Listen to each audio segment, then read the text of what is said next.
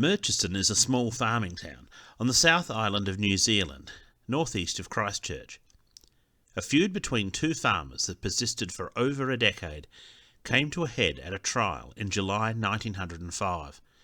It was to end in a way nobody expected. Joseph Sewell, who was 57, was a widowed farmer living with two daughters by the Mangles River. On the other side of the river lived another farmer named Walter Neame. He and his wife Maud had 5 children. Their dispute arose originally over a property boundary, but the case which saw the lawsuit involved cattle theft. Neame had a heifer with a distinctive white face. He had not seen the animal since he had branded it in 1903 and subsequently let it and 4 others free to graze beside the river about a mile upstream from Sewell's property.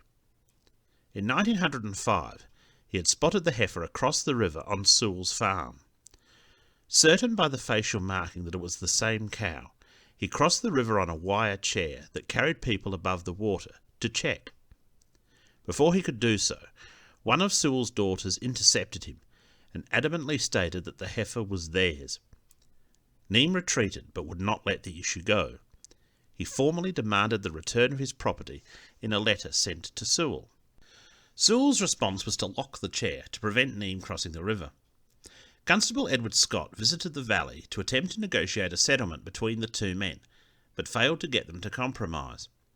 With the chair being unavailable to him, Neame waded across the icy waters of the Mangles and returned his heifer home. Before long, Sewell had in turn snatched back the cow. Neame had finally had enough and instigated legal proceedings for restitution for the heifer and another cow he claimed Sewell had stolen. Sewell's daughter Alice later said that the court case was very troubling to her father. He had not worked the day before, which was highly unusual for him. He left home at 5 a.m. to walk to Murchison, telling his children William, Alice and Mary to follow at 8 a.m. Local interest in the case was high, and between 40 and 50 people packed Downey's Hall, which was used as the courthouse in Murchison, on the 14th of July 1905 to witness the proceedings. Both Sewell and Neame represented themselves in court. Mr. W. G. Kenrick was the magistrate hearing the case. Kenrick inquired why didn't the heifer come home of his own accord, to which Neame replied, it only needed a little persuasion. Cattle running on unfenced land must be branded. Your evidence that the beast is yours must be supported by evidence that another brand has been placed over yours, Kenrick reminded the plaintiff. Neame said, I am prepared to give evidence that I think will satisfy your worship. During the hearing of the case and when Neame was giving his evidence, Sewell became very excited. He interjected, why is he telling so many blasted lies? It is a waste of time. When his wife's name was mentioned by Neame, Sewell said, yes, murdered, poisoned by you. He killed her. For 17 years I have been annoyed by the wretch. He'll be eating my eggs next time. I will blow him to blazes. He then took a step toward Neame. Realizing the man was not rational, the magistrate spoke to him, trying to calm him. The case had been proceeding for about a half an hour, and Sewell approached the magistrate and said in a quiet voice, I have a pocket full of dynamite. I can let it off at any moment, but I don't want to hurt you. Reacting calmly, Kenrick spoke to Sewell for nearly 7 minutes, telling the distraught man that so far the evidence was in his favour, and that Neame would have to prove that Sewell had wrongly branded the cattle. The magistrate later said the whole time he knew one wrong word could have doomed himself and all those in the hall. Seemingly mollified by this, Sewell resumed his seat, his hand never leaving his left pocket. The magistrate, inspector and constable held a hasty council and decided they must coerce Sewell out of the building. Mary and Alice were quietly asked to urge their father to go outside with them.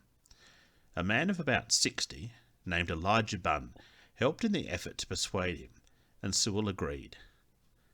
Once outside, Inspector Wilson and Constable Scott attempted to get close enough to Sewell to pinion his arms and remove the explosives. Sewell, however, kept backing away. He said, "Stand back. I don't want to hurt you. You are a gentleman.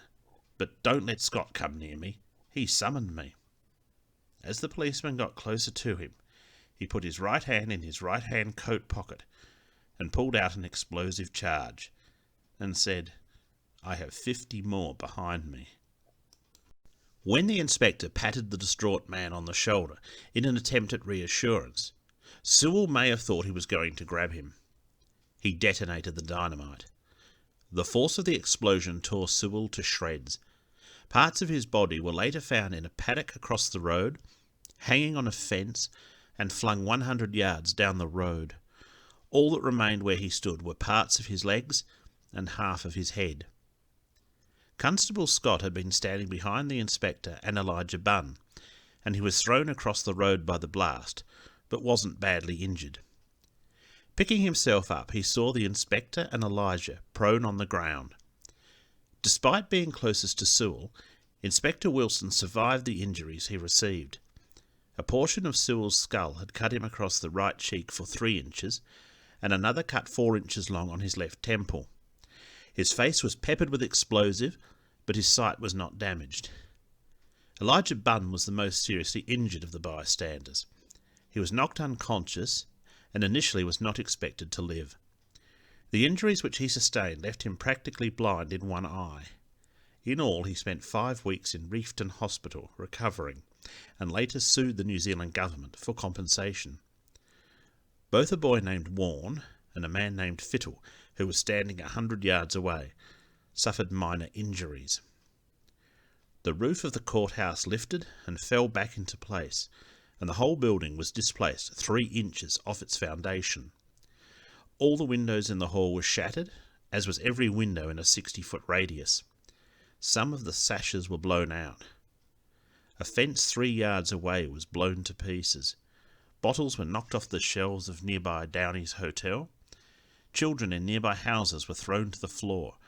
Crockery was broken up to 2 miles away, and the noise of the explosion itself heard up to 6 miles away. The injured were taken into the hotel and given what aid they could until a doctor arrived from the nearby town of Reefton. An inquest the following day heard that Sewell had long been noted for peculiar behaviour. He once worked as a carrier on the Buller Road, and was in the habit of tying the reins of the horses to his body and going to sleep, allowing the horses to jog along the dangerous road without control. A few years previously, he had threatened a solicitor who was demanding payment for services by producing caps and dynamite and saying, "Well, we will both go up." Despite apparent attempts to cause the explosive to detonate, the solicitor placated him and wrote off the account, and no action was taken against him. It was recalled also that something described as an infernal machine had been found near Neam's house in 1904. Alice Sewell said that her father suffered from periods of depression during which he was difficult to communicate with, sometimes not replying when directly spoken to. She believed he was not in his right senses prior to his death. Mary Sewell corroborated what her sister reported as regards their father's mental health. William Sewell, Joseph's son, was a labourer who lived at Owen Junction, and had been home the night before with his family. He heard his father state that there was not enough room in the Buller Valley for himself and Neam, and that he would tell Neam that in court. When questioned about the gelignite, William replied he had purchased 150 plugs in April to use in clearing old tree stumps.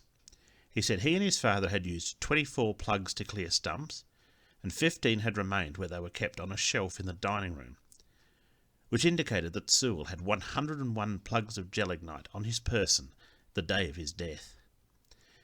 He estimated that 20 dynamite caps used to fire the gelignite were also missing from the shelf. The jury found that Sewell had been temporarily insane at the time of his act, and added that everyone had done all they could, and by their efforts to get Sewell outside, had prevented him from firing the explosion in the hall, which would likely have killed all, or most all, of the assembly. Kenrick believed Sewell intended to get Neam alone and kill him and himself. A creepy coincidence occurred when Walter Neame died exactly 1 year later, on the 14th of July 1906, when driving a horse and trap from Inanguar Junction to Lisle. He was bucked off and fell down a 150-foot embankment. Constable Edward Scott was promoted to Auckland. The news announced in the same edition of the New Zealand Mail, in a paragraph just below one reporting the death of Walter Neame. Such is the strangeness found in the dark corners of history.